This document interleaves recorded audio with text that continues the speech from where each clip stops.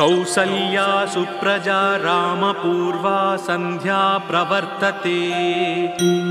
उत्तिष्ठ नरशार्दूला कर्तव्यं दैवमानिकम्। कौसल्या सुप्रजा रामपूर्वा सन्ध्या प्रवर्तते। उत्तिष्ठ नरशार्दूला कर्तव्यं दैवमानिकम्। उत्तिष्ठोत्तिष्ठ गोविन्द उत्तिष्ठ गरुडध्वज।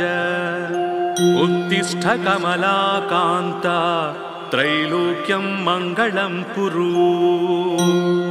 उत्तिष्ठोत्तिष्ठ गोविन्द उत्तिष्ठ गरुडध्वज। उत्तिष्ठ कमलाकान्ता त्रैलोक्यं मङ्गलं कुरु। मातः समस्त जगतां मधुकैटभारे। वक्षो विहारिणि मनोहर दिव्यमूर्तेः। श्रीस्वामिनि श्रितजनप्रियदानशीले। श्रीवेङ्कटेश दयिते तव सुप्रभातम्। तव सुप्रभातमरविन्दलोचने। भवतु प्रसन्नमुखचन्द्रमण्डले। विधिशङ्करेन्द्रवनिताभिरचिते। वृषशैलनाथदयिते दयानिधे।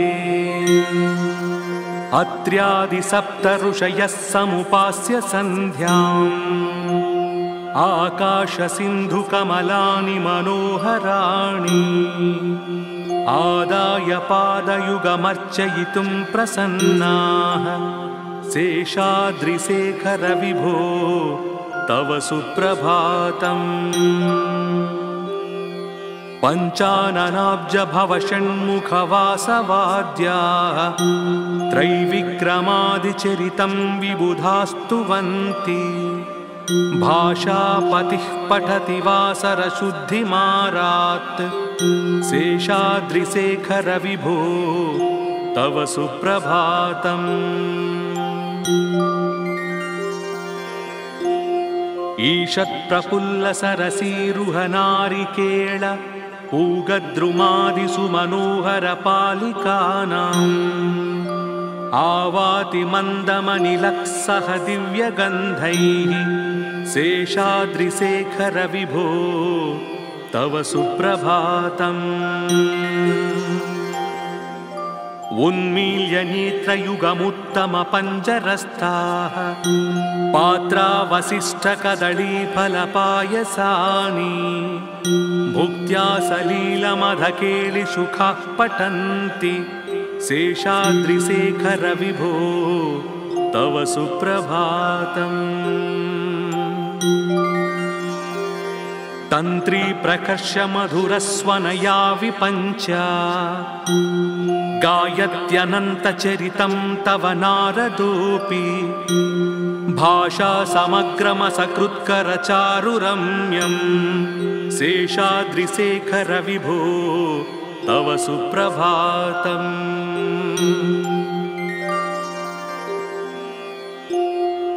भृङ्गावली च मकरन्दरसानुविद्ध। झुङ्कारगीतनिनदैः स्पृहसेवनाय। निर्यात्युपान्तसरसी कमलोदरेभ्यः। शेषाद्रिशेखर विभो तव सुप्रभातम्। योषा गणेन वरदध्निविमध्यमाने। घोषालयेषु दधिमन्थनतीव्रघोषाः। रोषात् कलिं विदधते कुकुभश्च कुम्भाः। शेषाद्रिशेखर विभो तव सुप्रभातम्। पद्मेशमित्रशतपत्रगताळिवर्गाः। हर्तुं श्रियं कुवलयस्य निजाङ्गलक्ष्म्या। भेरीनिनादमिव बिभ्रति तीव्रनादम्। शेषाद्रिशेखर विभो तव सुप्रभातम्। श्रीमन्नभीष्टवरदाखिललोकबन्धो श्री श्रीनिवास जगदेकदयैकसिन्धो श्रीदेवतागृहभुजान्तरदिव्यमूर्ते श्रीवेङ्कटाचलपते तव सुप्रभातम्।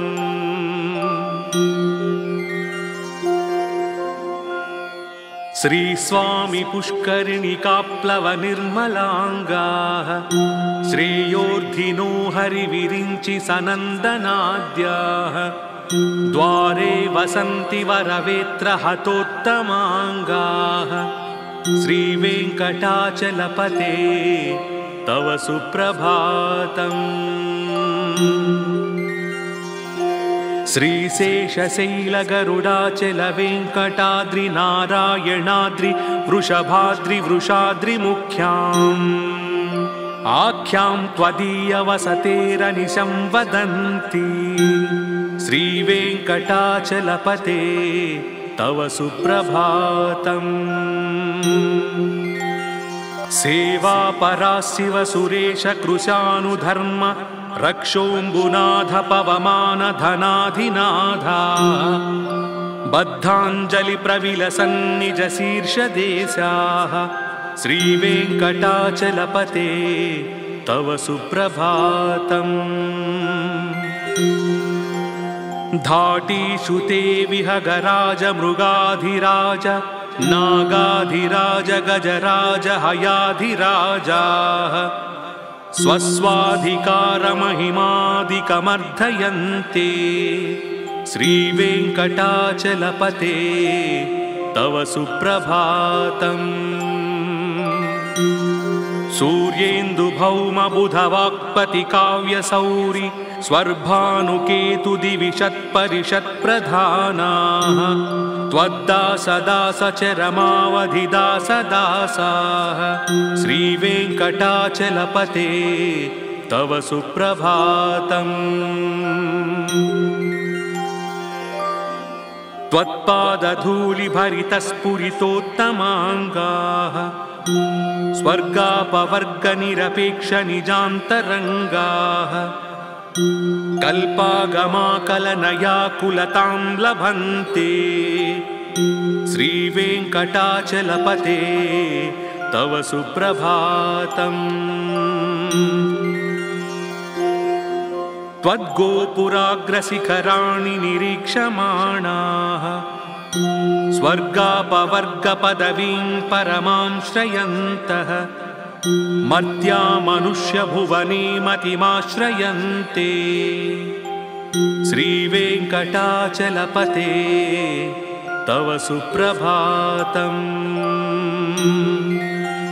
श्रीभूमिनायकदयादिगुणामृताब्धे देवादिदेव जगदेकशरण्यमूर्ते श्रीमन्ननन्तगरुडाधिभिरर्चिताङ्घ्रे श्रीवेङ्कटाचलपते तव सुप्रभातम्।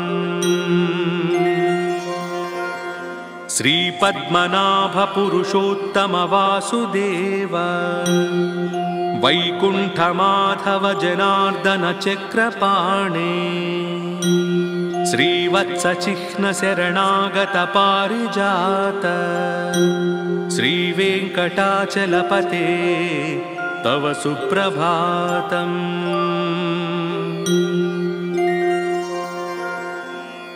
कन्दर्पदर्पहर सुन्दर दिव्यमूर्ते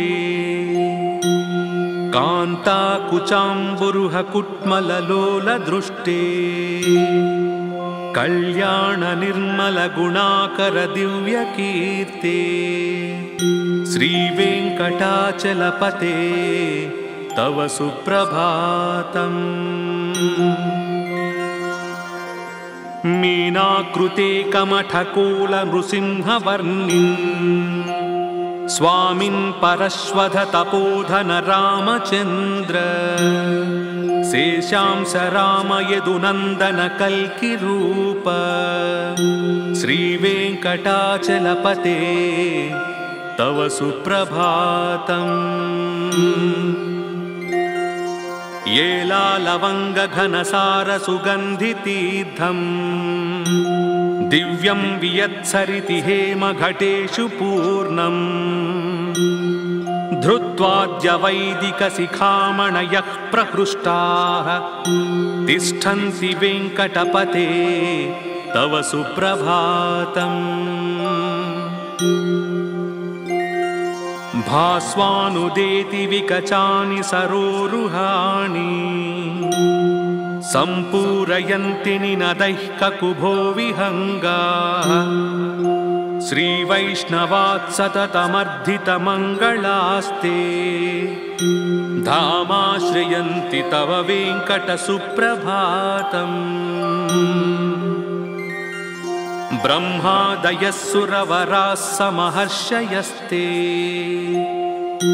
सन्तः सनन्दनमुखास्त्वधयोगिवर्याः धामान्तिके तव हि मङ्गलवस्तुहस्ताः श्रीवेङ्कटाचलपते तव सुप्रभातम्।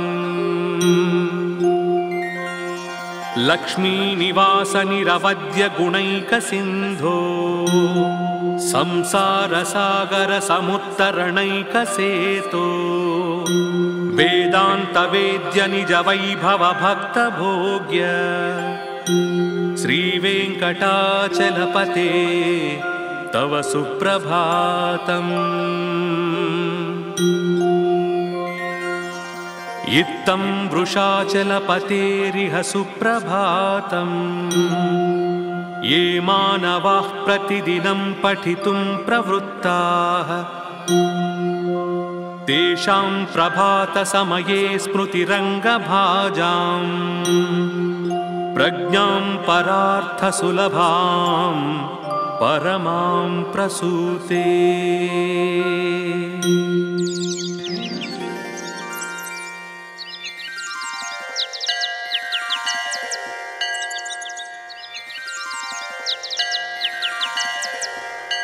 कौसल्या सुप्रजा रामपूर्वा सन्ध्या प्रवर्तते उत्तिष्ठ नरशार्दूला कर्तव्यं दैवमानिकम्। कौसल्या सुप्रजा रामपूर्वा सन्ध्या प्रवर्तते उत्तिष्ठ नरशार्दूला कर्तव्यं दैवमानिकम्। उत्तिष्ठोत्तिष्ठ गोविन्द उत्तिष्ठ गरुडध्वज उत्तिष्ठ कमलाकान्ता त्रैलोक्यं मङ्गलं कुरु। उत्तिष्ठोत्तिष्ठ गोविन्द उत्तिष्ठ गरुडध्वज उत्तिष्ठ कमलाकान्ता त्रैलोक्यं मङ्गलं कुरु। मातः समस्तजगतां मधुकैटभारे वक्षो विहारिणि मनोहर दिव्यमूर्तेः श्रीस्वामिनि श्रितजनप्रियदानशीले श्रीवेङ्कटेश दयिते तव सुप्रभातम्। तव सुप्रभातमरविन्दलोचने भवतु प्रसन्नमुखचन्द्रमण्डले विधिशङ्करेन्द्रवनिताभिरचिते वृषशैलनाथदयिते दयानिधे। अत्र्यादिसप्तऋषयः समुपास्य सन्ध्याम् आकाशसिन्धुकमलानि मनोहराणि आदाय पादयुगमर्चयितुं प्रसन्नाः शेषाद्रिशेखर विभो तव सुप्रभातम्। पञ्चाननाब्ज भव षण्मुखवासवाद्याः त्रैविक्रमादिचरितं विबुधास्तुवन्ति भाषापतिः पठति वासरशुद्धिमारात् शेषाद्रिशेखर विभो तव सुप्रभातम्।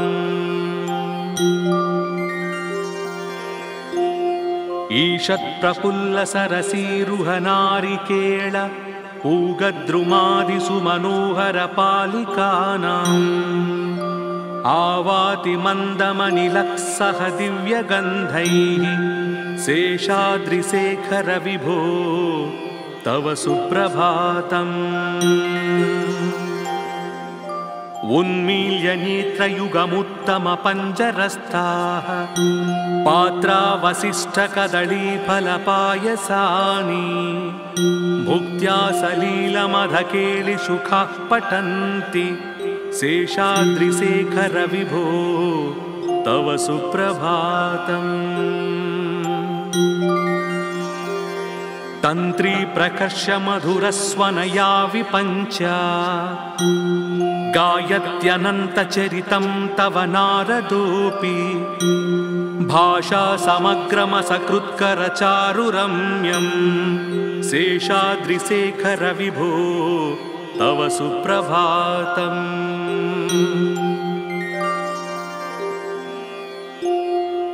भृङ्गावली च मकरन्दरसानुविद्ध झुङ्कारगीतनिनदैस्पृहसेवनाय निर्यात्युपान्तसरसी कमलोदरेभ्यः शेषाद्रिशेखर विभो तव सुप्रभातम् योषा गणेन वरदध्निविमध्यमाने घोषालयेषु दधिमन्थनतीव्रघोषाः रोषात् कलिं विदधते कुकुभश्च कुम्भाः शेषाद्रिशेखर विभो तव सुप्रभातम् पद्मेशमित्रशतपत्रगताळिवर्गाः हर्तुं श्रियं कुवलयस्य निजाङ्गलक्ष्म्या भेरीनिनादमिव बिभ्रति तीव्रनादं शेषाद्रिशेखर विभो तव सुप्रभातम् श्रीमन्नभीष्टवरदाखिललोकबन्धो श्री श्रीनिवास जगदेकदयैकसिन्धो श्रीदेवतागृहभुजान्तरदिव्यमूर्ते श्रीवेङ्कटाचलपते तव सुप्रभातम्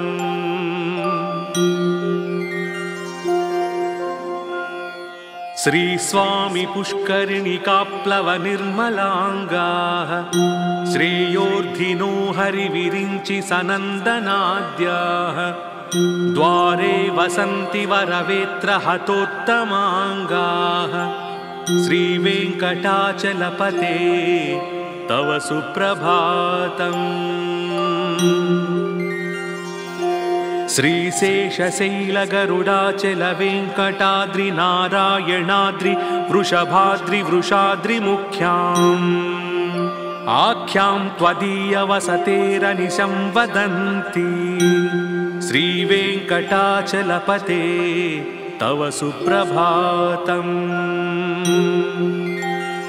सेवापरा शिव सुरेश कृशानुधर्म रक्षोऽम्बुनाथ पवमान धनाधिनाथा बद्धाञ्जलि प्रविलसन्निज शीर्षदेशाः श्रीवेङ्कटाचलपते तव सुप्रभातम् धाटीषु ते विहगराज मृगाधिराज नागाधिराज गजराज हयाधिराजाः स्वस्वाधिकारमहिमादिकमर्धयन्ते श्रीवेङ्कटाचलपते तव सुप्रभातम्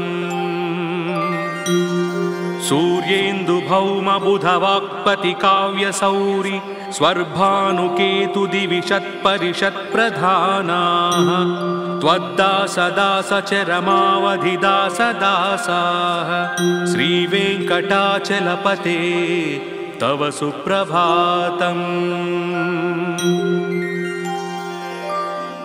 त्वत्पादधूलिभरितस्फुरितोत्तमाङ्गाः स्वर्गापवर्गनिरपेक्षनिजान्तरङ्गाः कल्पागमाकलनयाकुलतां लभन्ते श्रीवेङ्कटाचलपते तव सुप्रभातम्। त्वद्गोपुराग्रशिखराणि निरीक्षमाणाः स्वर्गापवर्गपदवीं परमां श्रयन्तः मर्त्या मनुष्यभुवने मतिमाश्रयन्ते। श्रीवेङ्कटाचलपते तव सुप्रभातम्। श्रीभूमिनायक दयादिगुणामृताब्धे देवादिदेव जगदेक शरण्यमूर्ते। श्रीमन्ननन्त गरुडाधिभिरर्चिताङ्घ्रे श्रीवेङ्कटाचलपते तव सुप्रभातम्। श्रीपद्मनाभ पुरुषोत्तम वासुदेव वैकुण्ठमाधव जनार्दन चक्रपाणे श्रीवत्सचिह्न शरणागत पारिजात श्रीवेङ्कटाचलपते तव सुप्रभातम्।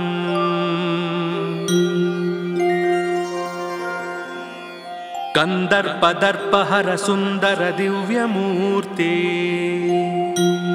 कान्ताकुचाम्बुरुह कुट्मललोलदृष्टे कल्याण निर्मल गुणाकर दिव्यकीर्ते श्रीवेङ्कटाचलपते तव सुप्रभातम्। मीनाकृते कमठकोल नृसिंहवर्णिन् स्वामिन् परश्वध तपोधन रामचन्द्र शेषांश राम यदुनन्दन कल्किरूप श्रीवेङ्कटाचलपते तव सुप्रभातम्। येलालवङ्ग घनसार सुगन्धितीर्थम् दिव्यं वियत्सरिति हेम घटेषु पूर्णम् धृत्वाद्य वैदिक शिखामणयः प्रहृष्टाः तिष्ठन्ति वेङ्कटपते तव सुप्रभातम्। भास्वानुदेति विकचानि सरोरुहाणि सम्पूरयन्ति निनदैः ककुभो विहङ्गाः श्रीवैष्णवात् सततमर्धितमङ्गलास्ते धामाश्रयन्ति तव वेङ्कटसुप्रभातम्। ब्रह्मादयः सुरवराः समहर्षयस्ते सन्तः सनन्दनमुखास्त्वधयोगिवर्याः धामान्तिके तव हि मङ्गलवस्तुहस्ताः श्रीवेङ्कटाचलपते तव सुप्रभातम्। लक्ष्मीनिवास निरवद्य गुणैकसिन्धो संसारसागर समुत्तरणैकसेतो वेदान्तवेद्य निज वैभव भक्तभोग्य श्रीवेङ्कटाचलपते तव सुप्रभातम्। इत्थं वृषाचलपतेरिह सुप्रभातम्। ये मानवाः प्रतिदिनं पठितुं प्रवृत्ताः तेषां प्रभातसमये स्मृतिरङ्गभाजां प्रज्ञां परार्थसुलभां परमां प्रसूते।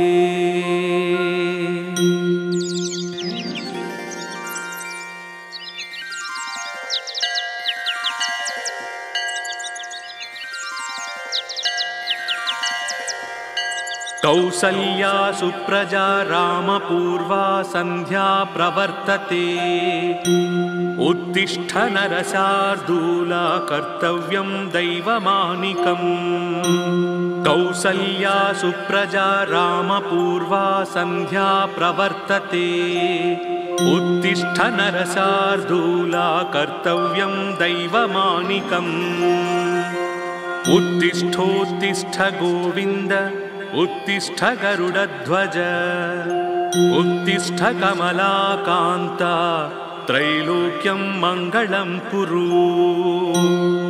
उत्तिष्ठोत्तिष्ठ गोविन्द उत्तिष्ठ गरुडध्वज उत्तिष्ठ कमलाकान्ता त्रैलोक्यं मङ्गलं कुरु मातः समस्तजगतां मधुकैटभारे वक्षो विहारिणि मनोहर दिव्यमूर्तेः श्रीस्वामिनि श्रितजनप्रियदानशीले श्रीवेङ्कटेश दयिते तव सुप्रभातम्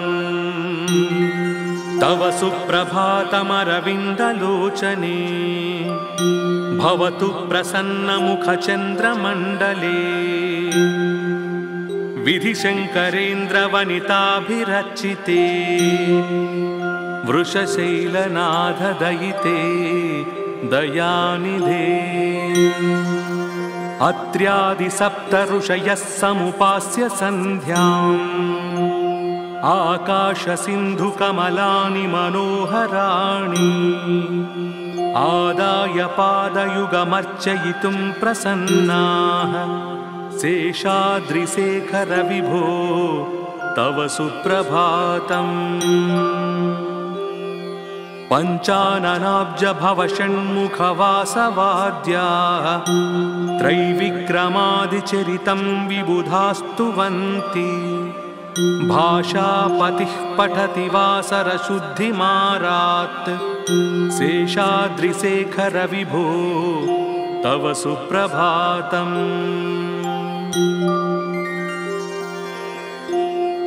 ईषत्प्रफुल्लसरसीरुहनारिकेळ पूगद्रुमादिषु मनोहरपालिकानाम् आवाति मन्दमनिलक्सह दिव्यगन्धैः शेषाद्रिशेखर विभो तव सुप्रभातम्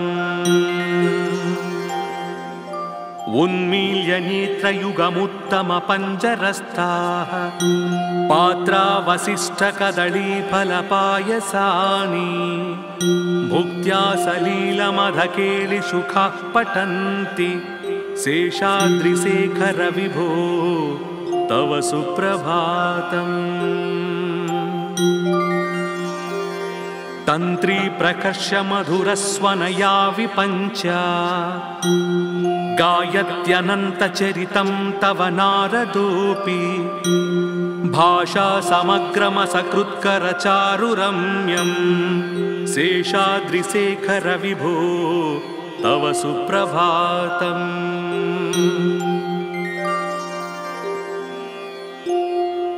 भृङ्गावली च मकरन्दरसानुविद्ध झुङ्कारगीतनिनदैस्पृहसेवनाय निर्यात्युपान्तसरसी कमलोदरेभ्यः शेषाद्रिशेखर विभो तव सुप्रभातम्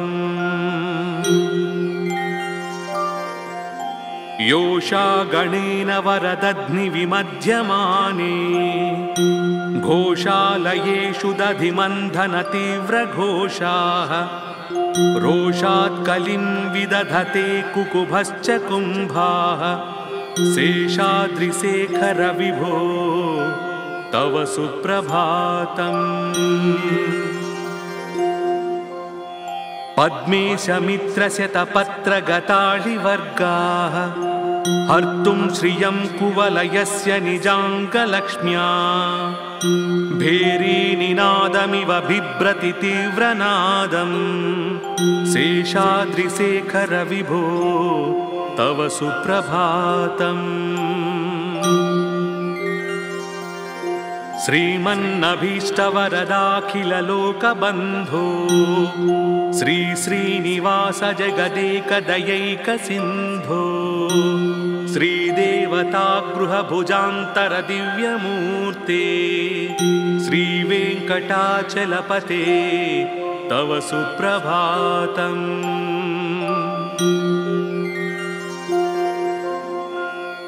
श्रीस्वामी पुष्करिणिकाप्लवनिर्मलाङ्गाः श्रेयोर्धिनो हरिविरिञ्चि सनन्दनाद्याः द्वारे वसन्ति वरवेत्रहतोत्तमाङ्गाः श्रीवेङ्कटाचलपते तव सुप्रभातम्।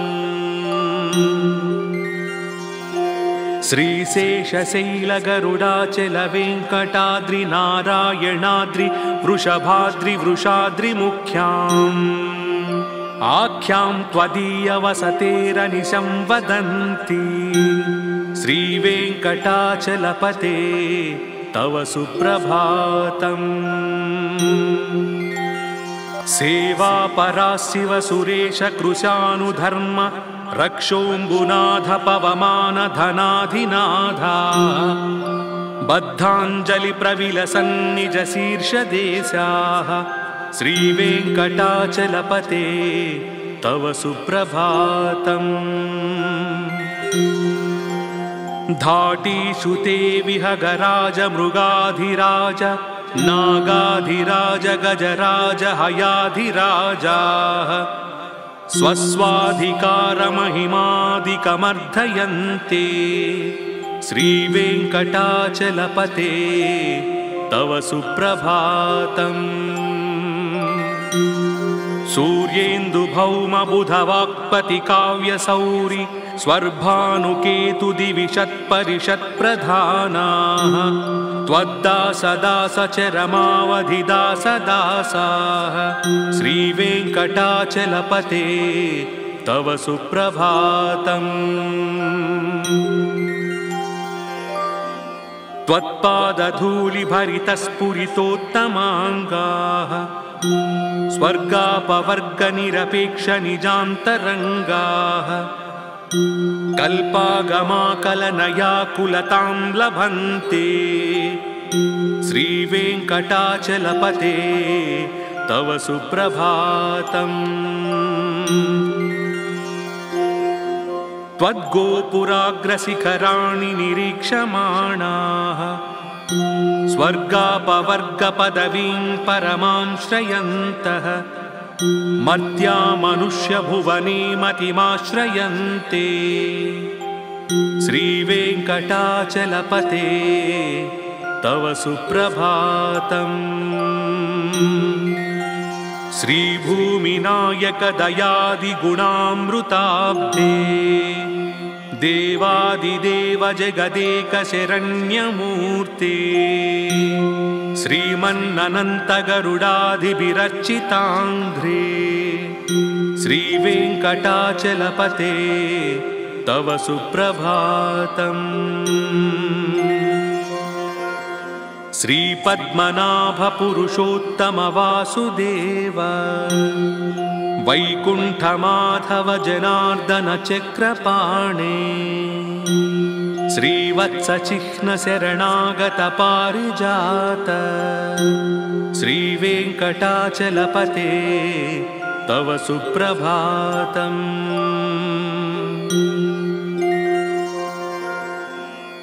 कन्दर्पदर्पहर सुन्दर दिव्यमूर्ते कान्ताकुचाम्बुरुह कुट्मललोलदृष्टे कल्याण निर्मल गुणाकर दिव्यकीर्ते श्रीवेङ्कटाचलपते तव सुप्रभातम्। मीनाकृते कमठकोल नृसिंहवर्णिन् स्वामिन् परश्वध तपोधन रामचन्द्र शेषांस राम यदुनन्दन कल्किरूप श्रीवेङ्कटाचलपते तव सुप्रभातम्। येलालवङ्गघनसारसुगन्धितीर्थम् दिव्यं वियत्सरिति हेमघटेषु पूर्णम् धृत्वाद्यवैदिकशिखामणयः प्रहृष्टाः तिष्ठन्ति वेङ्कटपते तव सुप्रभातम्।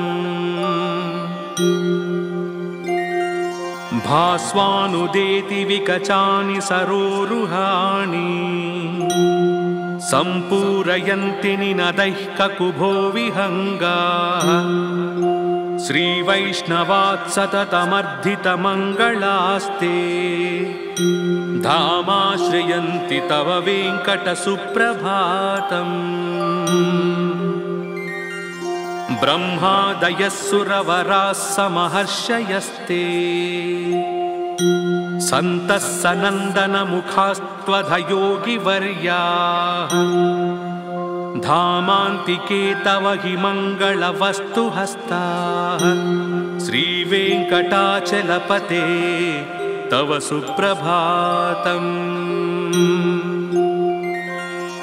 लक्ष्मीनिवासनिरवद्यगुणैकसिन्धो संसारसागरसमुत्तरणैकसेतो वेदान्तवेद्यनिजवैभवभक्तभोग्य श्रीवेङ्कटाचलपते तव सुप्रभातम्। इत्थं वृषाचलपतेरिह सुप्रभातम्। ये मानवाः प्रतिदिनं पठितुं प्रवृत्ताः तेषां प्रभातसमये स्मृतिरङ्गभाजां प्रज्ञां परार्थसुलभां परमां प्रसूते।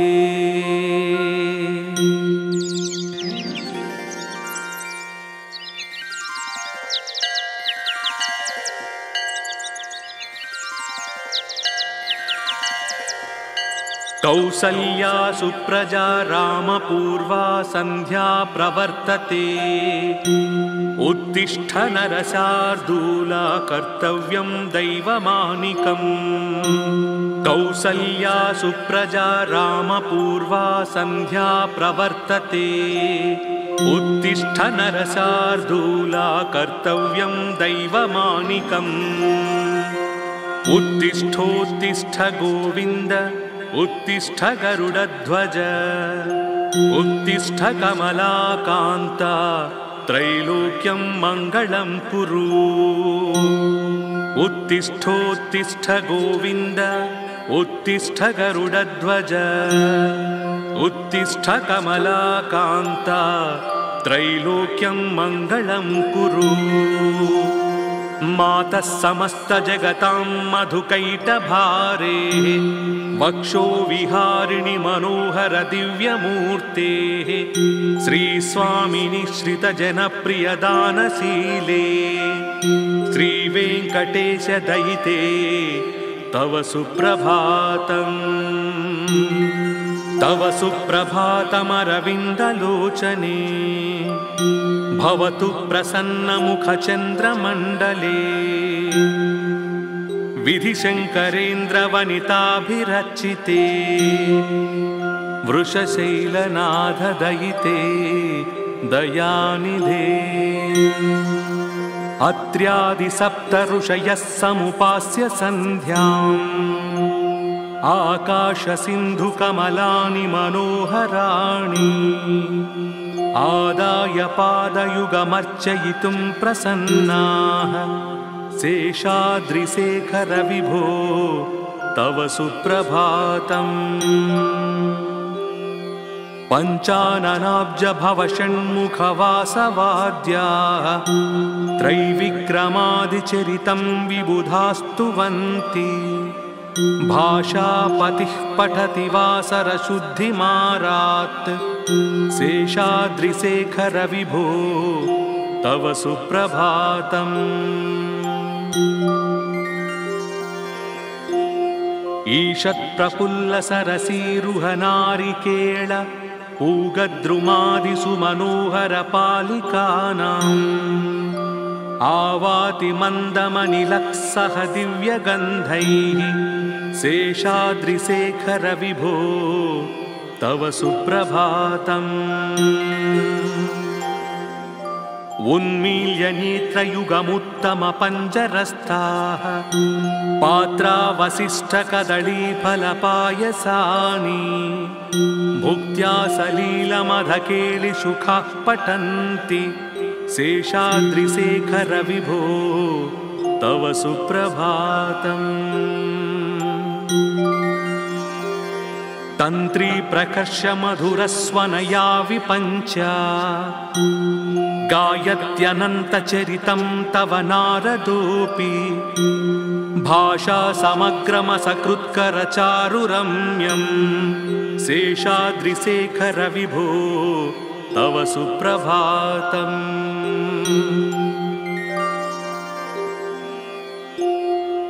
भृङ्गावली च मकरन्दरसानुविद्ध झुङ्कारगीतनिनदैस्पृहसेवनाय निर्यात्युपान्तसरसी कमलोदरेभ्यः शेषाद्रिशेखर विभो तव सुप्रभातम् योषा गणेन वरदध्निविमध्यमाने घोषालयेषु दधिमन्थनतीव्रघोषाः रोषात् कलिं विदधते कुकुभश्च कुम्भाः शेषाद्रिशेखर विभो तव सुप्रभातम् पद्मेशमित्रशतपत्रगताळिवर्गाः हर्तुं श्रियं कुवलयस्य निजाङ्गलक्ष्म्या भेरीनिनादमिव बिभ्रति तीव्रनादम् शेषाद्रिशेखर विभो तव सुप्रभातम् श्रीमन्नभीष्टवरदाखिललोकबन्धो श्री श्रीनिवास जगदेकदयैकसिन्धो श्रीदेवतागृहभुजान्तरदिव्यमूर्ते श्रीवेङ्कटाचलपते तव सुप्रभातम्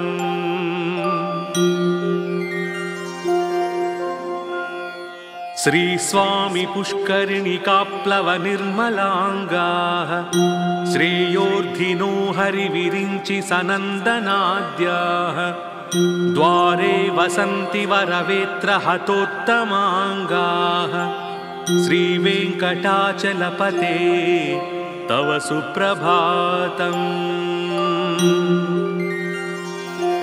श्रीशेषशैलगरुडाचलवेङ्कटाद्रिनारायणाद्रि वृषभाद्रिवृषाद्रिमुख्याम् आख्यां त्वदीयवसतेरनिशं वदन्ति श्रीवेङ्कटाचलपते तव सुप्रभातम्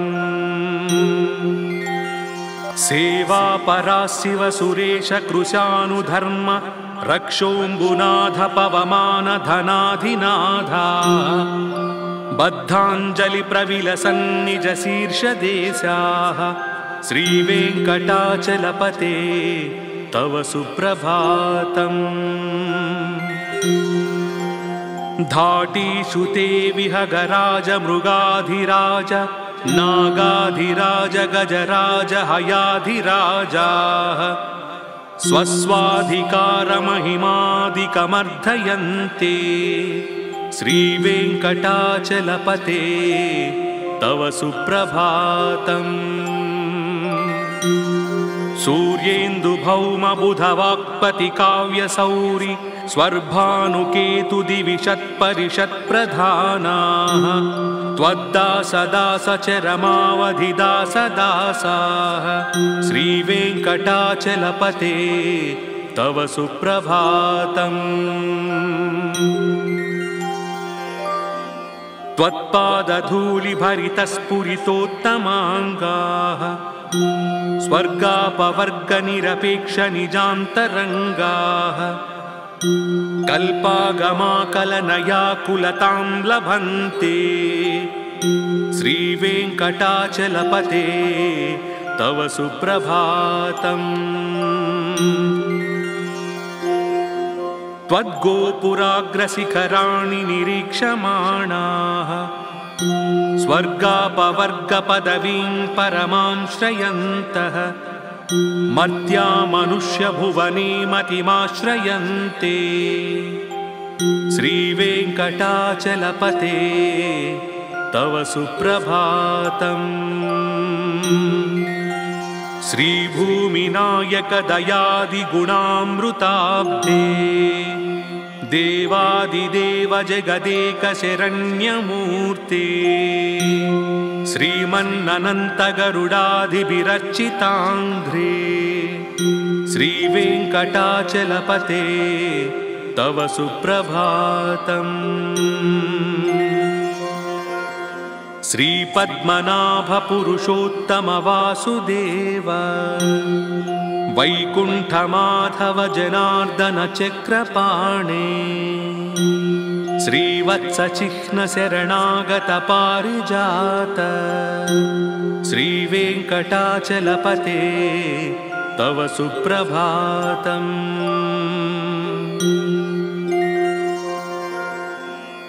कन्दर्पदर्पहर सुन्दर दिव्यमूर्ते कान्ताकुचाम्बुरुह कुट्मललोलदृष्टे कल्याण निर्मल गुणाकर दिव्यकीर्ते श्रीवेङ्कटाचलपते तव सुप्रभातम्। मीनाकृते कमठकोल नृसिंहवर्णिन् स्वामिन् परश्वध तपोधन रामचन्द्र शेषांश राम यदुनन्दन कल्किरूप श्रीवेङ्कटाचलपते तव सुप्रभातम्। येलालवङ्गघनसार सुगन्धितीर्थम् दिव्यं वियत्सरिति हेमघटेषु पूर्णम् धृत्वाद्यवैदिकशिखामणयः प्रहृष्टाः तिष्ठन्ति वेङ्कटपते तव सुप्रभातम्। भास्वानुदेति विकचानि सरोरुहाणि सम्पूरयन्ति निनदैः ककुभो विहङ्गाः श्रीवैष्णवात् सततमर्धितमङ्गलास्ते धामाश्रयन्ति तव वेङ्कटसुप्रभातम्। ब्रह्मादयः सुरवराः समहर्षयस्ते सन्तः सनन्दनमुखास्त्वधयोगिवर्याः धामान्तिके तव हि मङ्गलवस्तुहस्ताः श्रीवेङ्कटाचलपते तव सुप्रभातम्। लक्ष्मीनिवास निरवद्य गुणैकसिन्धो संसारसागर समुत्तरणैकसेतो वेदान्तवेद्य निज वैभव भक्तभोग्य श्रीवेङ्कटाचलपते तव सुप्रभातम्। इत्थं वृषाचलपतेरिह सुप्रभातम्। ये मानवाः प्रतिदिनं पठितुं प्रवृत्ताः तेषां प्रभातसमये स्मृतिरङ्गभाजां प्रज्ञां परार्थसुलभां परमां प्रसूते।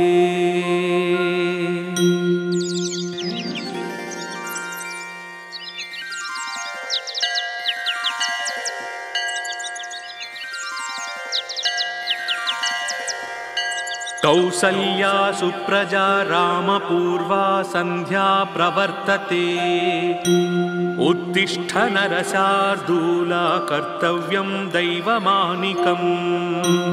कौसल्या सुप्रजा रामपूर्वा सन्ध्या प्रवर्तते उत्तिष्ठ नरशार्दूला कर्तव्यं दैवमानिकम् उत्तिष्ठोत्तिष्ठ गोविन्द उत्तिष्ठ गरुडध्वज उत्तिष्ठ कमलाकान्ता त्रैलोक्यं मङ्गलं कुरु उत्तिष्ठोत्तिष्ठ गोविन्द उत्तिष्ठ गरुडध्वज उत्तिष्ठ कमलाकान्ता त्रैलोक्यं मङ्गलं कुरु मातः समस्त जगतां मधुकैटभारे वक्षो विहारिणि मनोहर दिव्यमूर्तेः श्रीस्वामिनि श्रितजनप्रियदानशीले श्रीवेङ्कटेश दयिते तव सुप्रभातम् तव सुप्रभातमरविन्दलोचने भवतु प्रसन्नमुखचन्द्रमण्डले विधिशङ्करेन्द्रवनिताभिरचिते वृषशैलनाथदयिते दयानिधे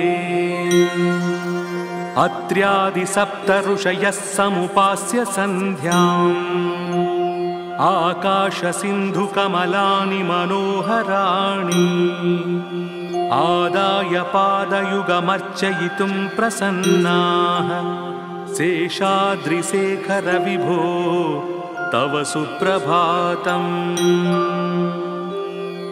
पञ्चाननाब्ज भवषण्मुखवासवाद्याः त्रैविक्रमादिचरितं विबुधास्तुवन्ति भाषापतिः पठति वासरशुद्धिमारात्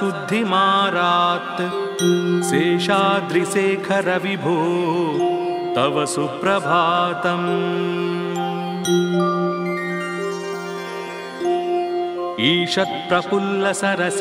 ईषत्प्रफुल्लसरसीरुहनारिकेळ पूगद्रुमादिषु मनोहरपालिकानाम् आवाति मन्दमनिलक्सह दिव्यगन्धैः शेषाद्रिशेखर विभो तव सुप्रभातम् उन्मील्य नेत्रयुगमुत्तमपञ्जरस्थाः पात्रावसिष्ठकदळीफलपायसानि भुक्त्या सलीलमधकेलिसुखाः पठन्ति शेषाद्रिशेखर विभो तव सुप्रभातम्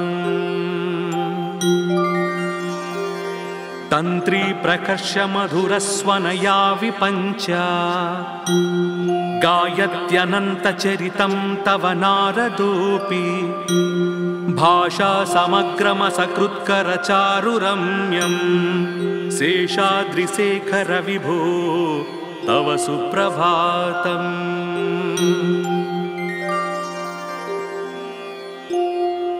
भृङ्गावळी च मकरन्दरसानुविद्ध झुङ्कारगीतनिनदैस्पृहसेवनाय निर्यात्युपान्तसरसी कमलोदरेभ्यः शेषाद्रिशेखर विभो तव सुप्रभातम्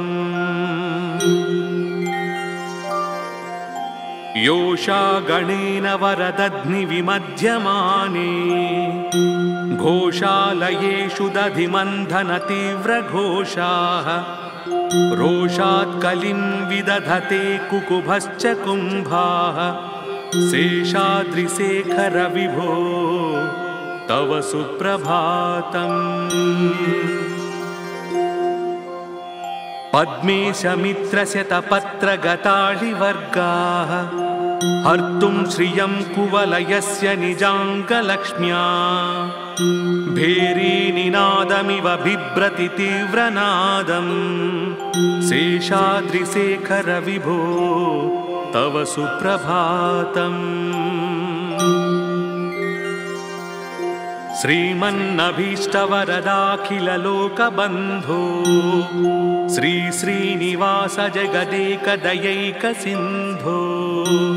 श्रीदेव देवतागृहभुजान्तरदिव्यमूर्ते श्रीवेङ्कटाचलपते तव सुप्रभातम्।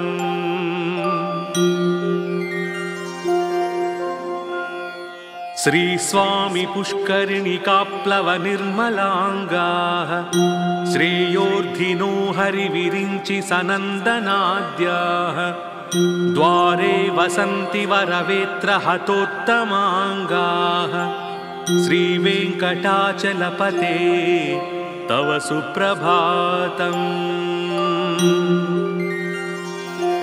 श्रीशेषशैलगरुडाचलवेङ्कटाद्रि नारायणाद्रि वृषभाद्रि वृषाद्रिमुख्याम् आख्यां त्वदीयवसतेरनिशं वदन्ति श्रीवेङ्कटाचलपते तव सुप्रभातम्। सेवापराशिव सुरेश कृशानुधर्म रक्षोऽम्बुनाथ पवमान धनाधिनाधा बद्धाञ्जलि प्रविलसन्निज शीर्षदेशाः श्रीवेङ्कटाचलपते तव सुप्रभातम्।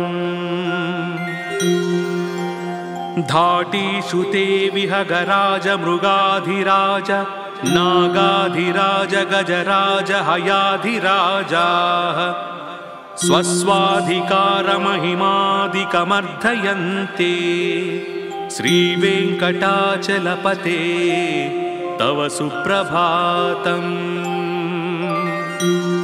सूर्येन्दुभौमबुधवाक्पतिकाव्यसौरि स्वर्भानुकेतुदिविषत्परिषत्प्रधानाः त्वद्दासदासचरमावधिदासदासाः श्रीवेङ्कटाचलपते तव सुप्रभातम्।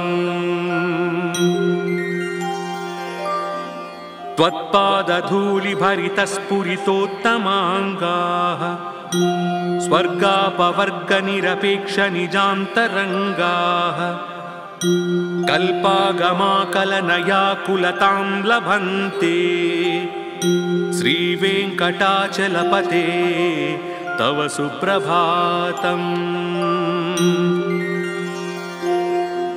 त्वद्गोपुराग्रशिखराणि निरीक्षमाणाः स्वर्गापवर्गपदवीं परमां श्रयन्तः मर्त्या मनुष्यभुवने मतिमाश्रयन्ते श्रीवेङ्कटाचलपते तव सुप्रभातम्।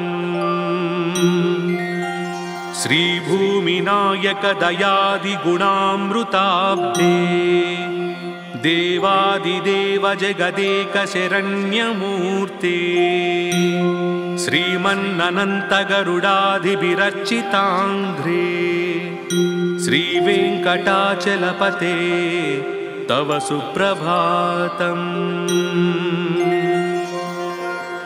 श्रीपद्मनाभपुरुषोत्तम वासुदेव वैकुण्ठमाधव जनार्दन चक्रपाणे श्रीवत्सचिह्न शरणागत पारिजात श्रीवेङ्कटाचलपते तव सुप्रभातम्।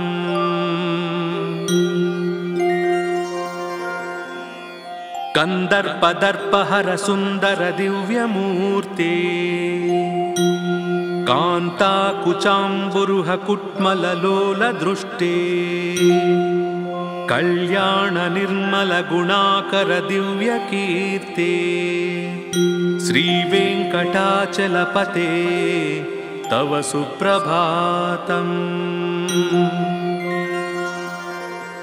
मीनाकृते कमठकोल नृसिंहवर्णिन् स्वामिन् परश्वध तपोधन रामचन्द्र शेषांश राम यदुनन्दन कल्किरूप श्रीवेङ्कटाचलपते तव सुप्रभातम्।